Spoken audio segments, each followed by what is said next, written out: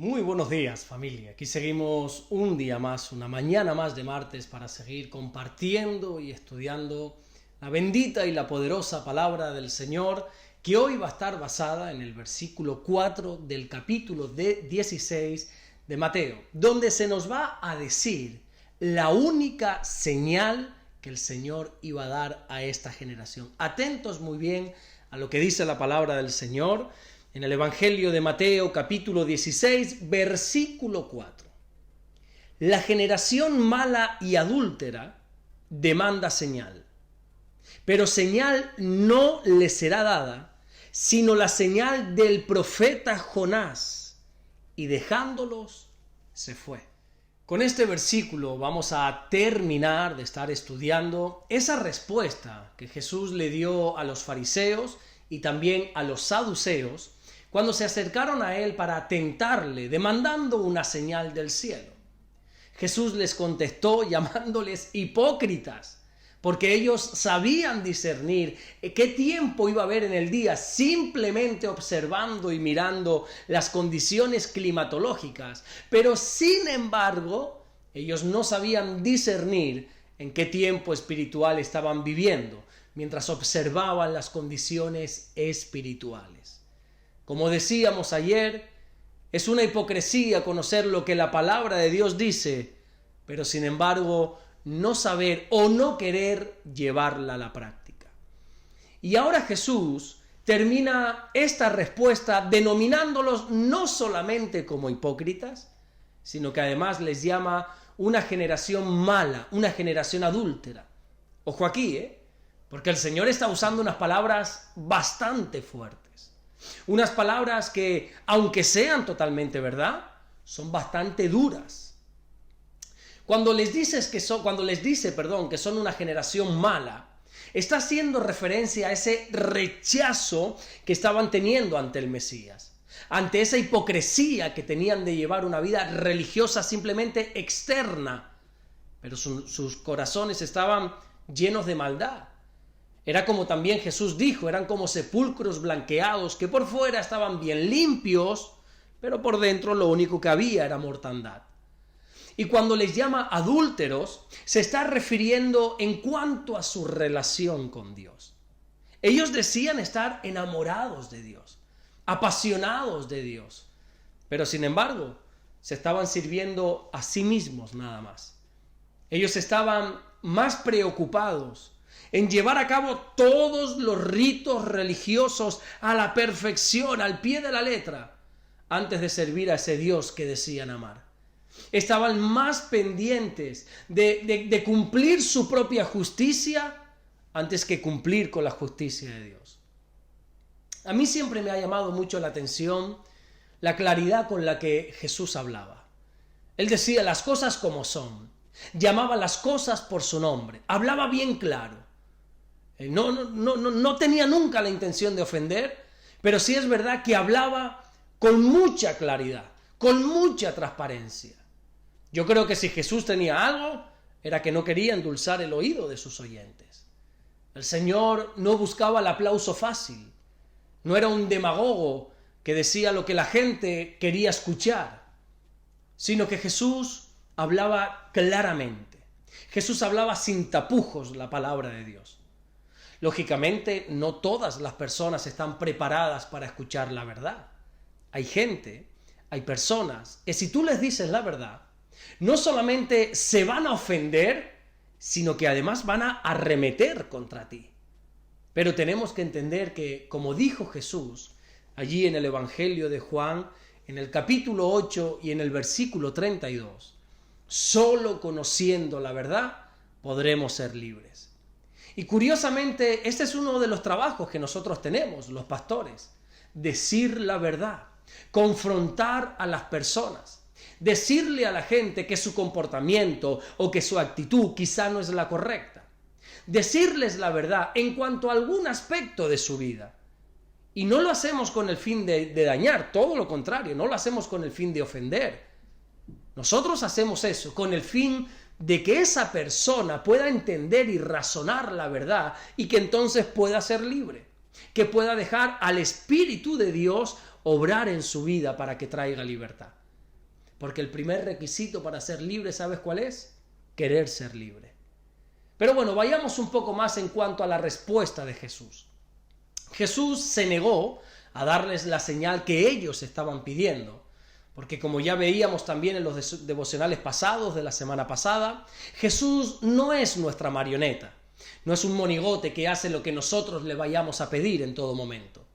Pero sí les dijo que a esa generación que se les iba a dar una única señal, que es la señal de Jonás.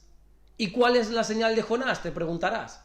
Bueno, pues si te has leído su libro, que por cierto te lo recomiendo que te lo leas, ese libro de Jonás tan solo tiene 4 capítulos y te lo vas a leer, qué sé yo, en 5, en 10, en 15 minutos. Allí te vas a dar cuenta que Jonás estuvo en el vientre de un gran pez durante 3 días y 3 noches. Y la única señal que esa generación recibiría en cuanto al Mesías era precisamente la señal de Jonás. Que de la misma manera que Jonás estuvo en la profundidad de la tierra 3 días y 3 noches, así también estará él. Jesús con estas palabras estaba apuntando directamente a los 3 días que iba a estar muerto después de ser crucificado.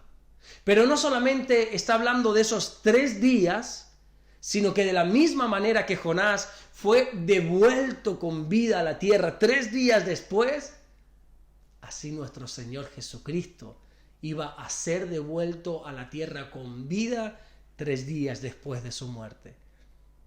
De la misma manera que el profeta Jonás no pereció en el vientre de aquel gran pez, Jesús tampoco iba a perecer en la tumba donde fue enterrado. Y esta es la única señal que Jesús le está prometiendo a una generación mala y perversa.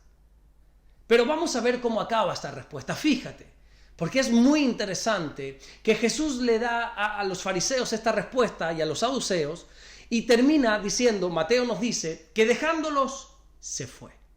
Jesús no perdió más el tiempo con esta gente. Jesús no les dedicó ni un segundo más de su valiosa vida a estas personas que su intención era acercarse a Él precisamente con eso, con malas intenciones. A esas personas que lo único que querían era sacar provecho de Él.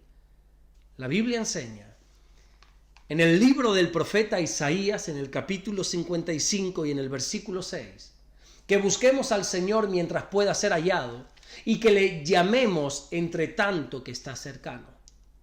Ellos tuvieron la oportunidad de buscar al Señor, de llamarle mientras estuvo cercano a ellos, pero sin embargo desaprovecharon esa oportunidad. Ellos no supieron valorar ese inmenso privilegio que tuvieron. Y claro, llegó el momento que Jesús se fue, que ya no tuvieron más oportunidad, que desaprovecharon ese único momento que tenían de buscar a Dios. Que como decimos por aquí en España, un refrán que decimos, se les pasó el tren. Y en vez de aprovechar ese tiempo para bien, fíjate, porque lo usaron para mal. Hoy damos gracias a Dios que todavía el Señor puede ser hallado, gloria a Dios. Hoy todavía podemos llamarle porque está cercano. Pero de la misma manera que hace milenios atrás la puerta del arca se cerró imposibilitando toda salvación, algún día sucederá que ya el Señor no pueda ser hallado y que se le llame y te darás cuenta que ya no está cercano. Por lo tanto, todavía estamos viviendo bajo la gracia, bajo este favor inmerecido. Y tenemos que aprovechar esta oportunidad, este privilegio que Dios nos está dando. Y aprovechar la oportunidad para bien y no para mal. Debemos invertir nuestra vida en querer acercarnos a Dios. No vaya a ser que cuando queramos hacerlo sea demasiado tarde. No vaya a ser que cuando queramos entrar en el arca de la salvación, porque estamos viendo que todo lo que se lleva predicando por muchos años, por muchas décadas, se empieza a cumplir al pie de la letra y entonces ya no podamos entrar. Yo puedo imaginarme a esas multitudes corriendo hacia el arca para querer entrar cuando empezó a llover, pero ya era demasiado tarde. Ya Dios había cerrado las puertas del arca. Ojo aquí, no fue Noé quien cerró las puertas del arca, sino que como deja claramente la Biblia, allí en el libro del Génesis capítulo 7, versículo 16, fue Dios quien cerró las puertas. Hoy todavía estamos a tiempo de buscar a Dios. Estamos a tiempo de acercarnos a Él con buenas intenciones. Así que mi consejo, que claro, quizá no soy nadie para aconsejarte, ¿verdad? Pero como soy pastor, y antes te dije que uno de los trabajos del pastor es decir la verdad a sus oyentes, aunque sea una verdad dura, entonces me veo en la obligación de hablarte claro y sin tapujos. Llegará un día que el Señor ya no pueda ser hallado. Llegará un día que, como la misma manera que con los fariseos y los saduceos el Señor se fue y ya no pudieron acercarse a Él, así sucederá cuando ya no haya posibilidad de salvación. Hoy es el día de salvación, dice la Biblia. No pierdas más el tiempo. No pospongas más lo que sabes que tienes que hacer y entrégate por completo a Dios y a su obra. Hoy es el día de salvación. Mañana, quién sabe. Hoy todavía estás a tiempo de entregarle tu vida y tu corazón al Señor. Vamos a orar en esta mañana y vamos a darle gracias a nuestro buen Dios. Señor, te damos las gracias. Gracias por tu gracia, Señor. Gracias porque todavía puedes ser hallado. Todavía puedes ser llamado y vas a responder. Todavía está vigente esa profecía de clama a mí y yo te responderé. Gracias, mi Dios. En esta mañana, Señor, quiero orar por todas las personas que todavía no te están buscando y no te están llamando, que tú toques sus corazones, que ellos puedan entrar en razón y entiendan que llegará un día que no se podrá hacer. Que entiendan, Señor, que hoy es el día de salvación y hoy les urge que entreguen su vida a ti. Gracias, Señor, por el día de hoy. Oramos para que nos bendigas, para que tu bendición nos alcance y te damos toda la gloria y toda la honra en el nombre bendito de Jesús.